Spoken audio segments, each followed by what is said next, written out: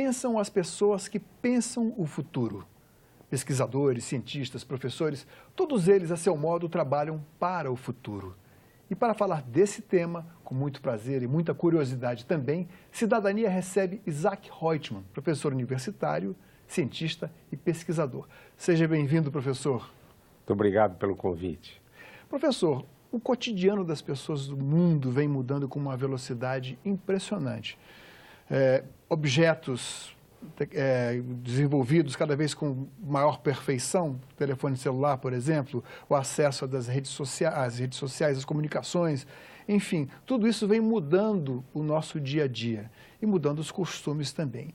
Eu queria que o senhor fizesse confessasse, assim, para a minha curiosidade, de todas essas invenções mais recentes, de todos esses objetos, esses recursos que nós temos materiais, de software, hardware, o que mais lhe impressiona? E o que o senhor acha que tem maior potencial para mudar? E o que vem por aí? Bem, como você falou, houve modificações numa velocidade nunca antes alcançada, né? Na minha juventude, para fazer uma ligação para uma outra cidade, eu tinha que entrar numa agência telefônica, pegar uma senha, esperar uma cabine, pedir a ligação, e a ligação era toda interrompida. Hoje, praticamente em todos os lugares, seja com o telefone celular, você não se comunica só com a outra cidade, mas com o mundo, né? Eu tenho a impressão que o grande impacto foi na tecnologia de comunicação e informação, porque abriu uma porta para o acesso do conhecimento. O conhecimento antes era feito através de livros, que eram caros, e era feito na escola através dos professores, né? Os professores eram a janela entre conhecimento e o estudante. E as aulas eram dadas de cima para baixo, né? De cima para baixo. E, aliás, as escolas estão ultrapassadas e pouca gente percebe que era válido isso no século XIX e talvez até a metade do século XX. Hoje continua ainda a aula expositiva, né? Expositiva e a repreensão ao estudante curioso, que levanta a mão fazendo uma pergunta. O professor, coitado, com esses avanços da informação e dos avanços da tecnologia, os avanços da ciência, ele não tem tempo de absorver, ele não gosta muito que venham as perguntas, então ele repreende e isso faz com que o estudante se sinta amedrontado e já não pergunte, e isso vai ceifando a curiosidade do estudante. Mas eu diria que o grande avanço foi a facilidade do acesso ao conhecimento. Mas nós somos bombardeados por todo tipo de informação, sobretudo os mais jovens, sobretudo talvez aquilo que nos atrai mais, a possibilidade de ter acesso a imagens, a narrativas, imagens, sons, num outro tipo, é como se o antigo cinema estivesse nos acompanhando à nossa mão com um cardápio imenso de escolhas. E isso também traz informações que não são verdadeiras. O papel do professor seria, então, uma espécie de auxiliar no filtro daquilo que é verdadeiro, daquilo que tem valor ou não? Na realidade, é a função da escola e o professor é o elemento principal da escola, no sentido de exercer, estimular o pensamento crítico nos estudantes para que eles possam fazer essa filtragem. Porque o acesso ao conhecimento ele é feito fora da escola. Então, o professor não está ali presente para poder mediar, para poder filtrar, separar, etc. Então, eu acho que o foco é preparar o estudante no sentido de ter um pensamento crítico, para ele poder ter essa ferramenta de distinguir um conhecimento qualquer, da importância desse conhecimento e também da veracidade desse conhecimento. Então, a escola hoje, como ela existe hoje, não faz esse papel. E o estudante não é só influenciado pela internet, quando ele vai procurar alguma coisa, mas também pelos outros meios de comunicação. Então, pela televisão, pelos jornais, pelas revistas. Então, na realidade, nós precisamos preparar no sistema educacional esse estudante para poder filtrar, selecionar esses novos conhecimentos que ele vai adquirindo. Esse seria o papel do professor na educação do futuro? Um dos papéis, né? O outro papel, o professor tem que... Porque a educação deve ser feita de forma individual. Então, um professor hoje, numa sala de aulas com 30 alunos, ele não pode analisar os potenciais e os problemas dos estudantes. Então, o ideal seria ele ter uma série de professores que conhecessem o aluno e que os alunos, cada aluno é diferente do outro. E ele, então, fizesse um trajeto educacional compatível com aquele estudante. Então, ele é um orientador, ele deve ser também um estimulador para o conhecimento e ele também deve ter a aptidão de identificar conflitos e ajudar a resolver conflitos. Conflitos que ocorrem na escola ou conflitos que ocorrem ao nível familiar ou no nível social do estudante. Quer dizer, o professor tem hoje uma função muito mais importante que o professor clássico, que era chegar numa aula, vomitar geralmente conteúdos inúteis, que são absorvidos pelo aluno. Ele tem que provar depois numa avaliação que aprendeu alguma coisa, e depois da avaliação todo aquele conhecimento se esvai e ele não avança no sentido de se preparar para uma vida contemporânea e para um futuro que é muito incerto. De maneira que a escola tem que mudar e o professor também. Bom, nós já estamos falando de uma espécie, de um tipo de trabalho bastante nobre, que é o trabalho do professor, que é o trabalho de ensinar e educar as futuras gerações. Perfeito. Mas o próprio mundo do trabalho, ao qual os alunos, no futuro, no qual querem se inserir, todo mundo quer ter um trabalho, ter uma ocupação, quer achar aquela vocação, nem todos conseguem, é claro. E o ensino, eu diria, ideal, ou pelo menos mais próximo do ideal, seria aquele que formasse as gerações para o futuro que se apresenta aí. Mas, por outro lado, o avanço da tecnologia está criando uma outra zona também bastante sombria, que é a extinção da função do homem no mundo do trabalho. O que o senhor poderia falar a respeito disso? Nós estamos, como a velocidade dos avanços tecnológicos é muito rápida, certas profissões ou vão desaparecer ou vão ter uma importância menor.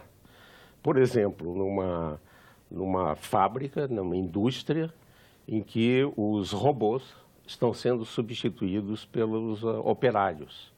Então, é uma realidade, que às vezes tem uma indústria, um empreendimento qualquer que tem 50 empregados e agora tem 5. As agências bancárias, por exemplo, as agências bancárias bancos estão demitindo muitos funcionários. Porque com o avanço da tecnologia, você faz a grande maioria das transações bancárias sem ir no banco. A informatização, a automação. Exatamente. Qual o risco disso tudo e como isso impacta o ensino e a educação?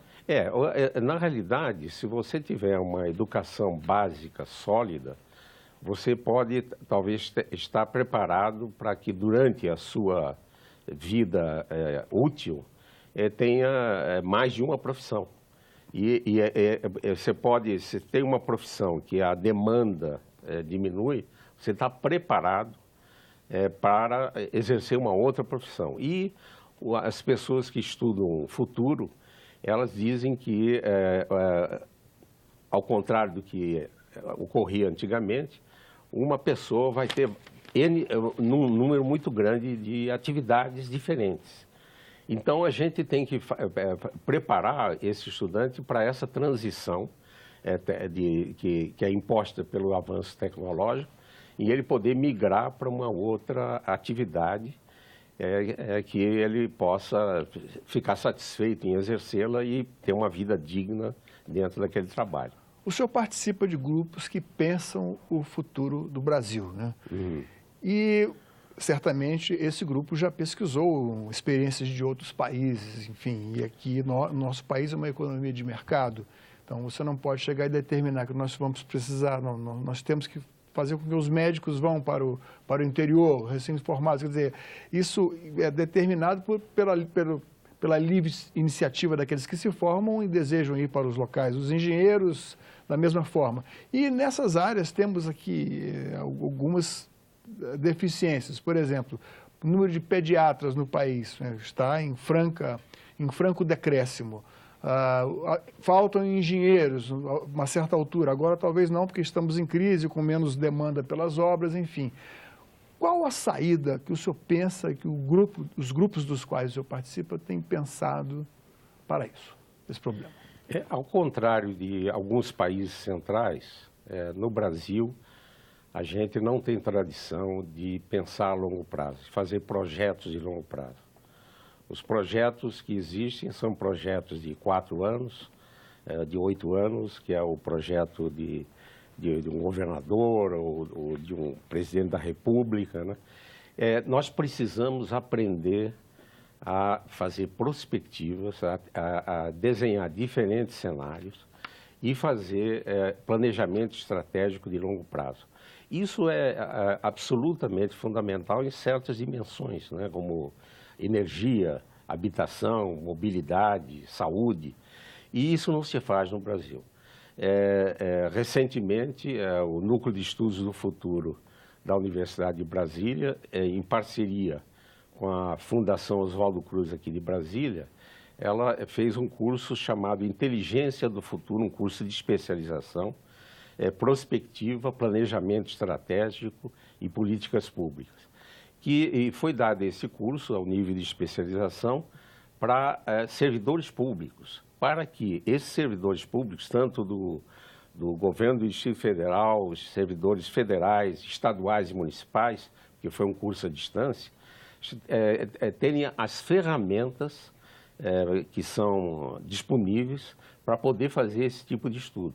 Então, por exemplo, no sentido do ensino superior, principalmente ao nível de pós-graduação, nós precisamos planejar quantos doutores nós vamos precisar para uma determinada área de conhecimento. Daqui a 5 anos, daqui a 10, daqui a 50. E isso nós não temos a tradição de fazer aqui no Brasil. Um retrocesso, na minha opinião, foi a extinção da Secretaria de Assuntos Estratégicos, né? Que foi uma iniciativa muito boa de se pensar a longo prazo. E se pensa só a curto prazo, porque as consequências de realizações a longo prazo não dá voto na próxima eleição. O senhor conhece a experiência da Coreia do Sul, por exemplo? Sim.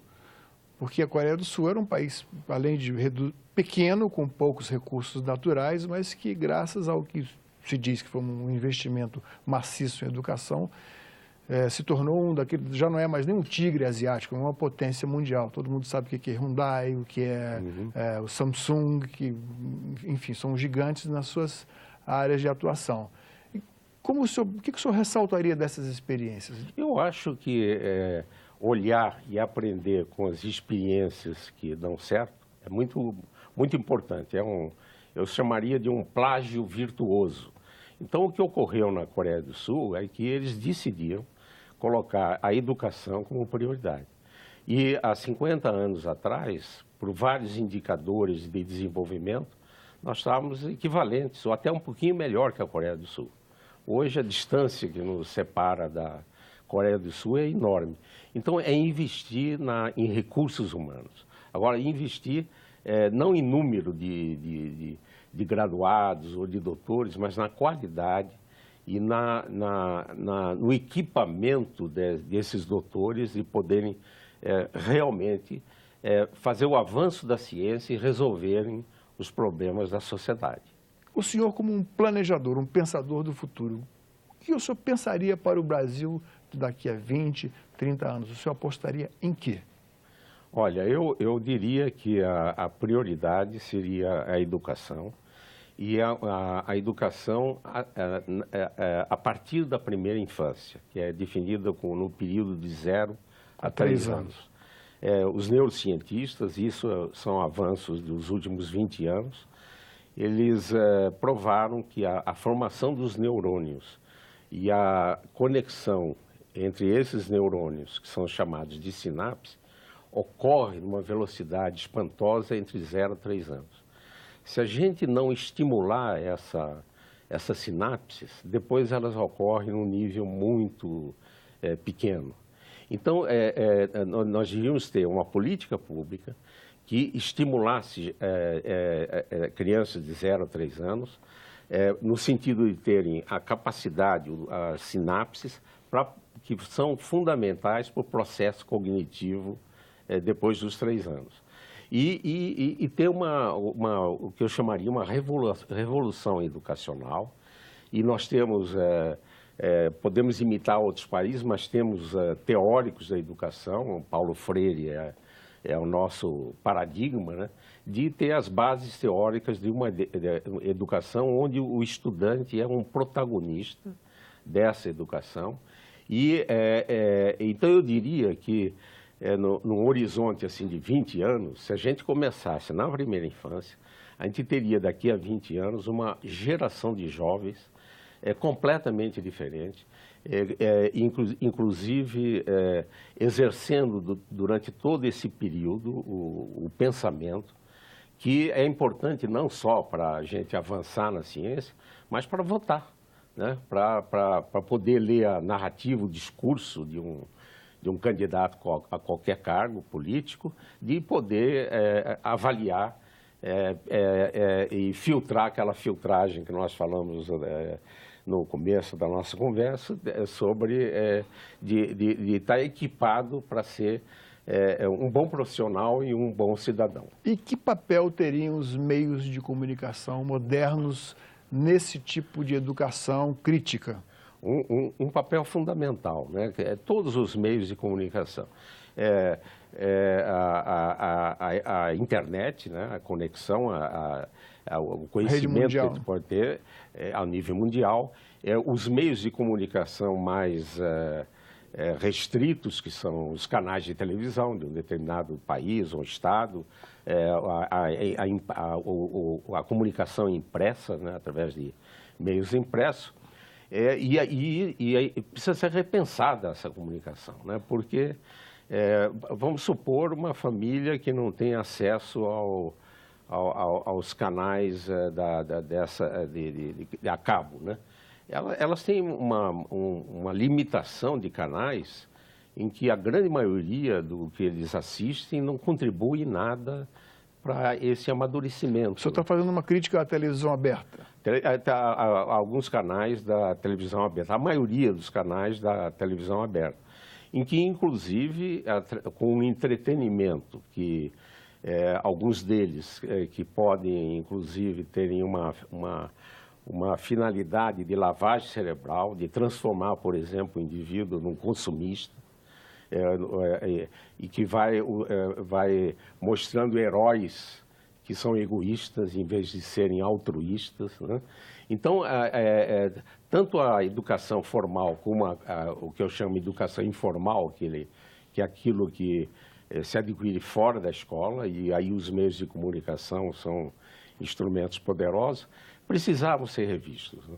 Mas de que forma o senhor sugeriria que houvesse essa revisão? Eu acho já que somos uma sociedade onde é democrática, em que há liberdade de comunicação. Eu acho que há uma hegemonia, principalmente dos meios que usam a televisão, né?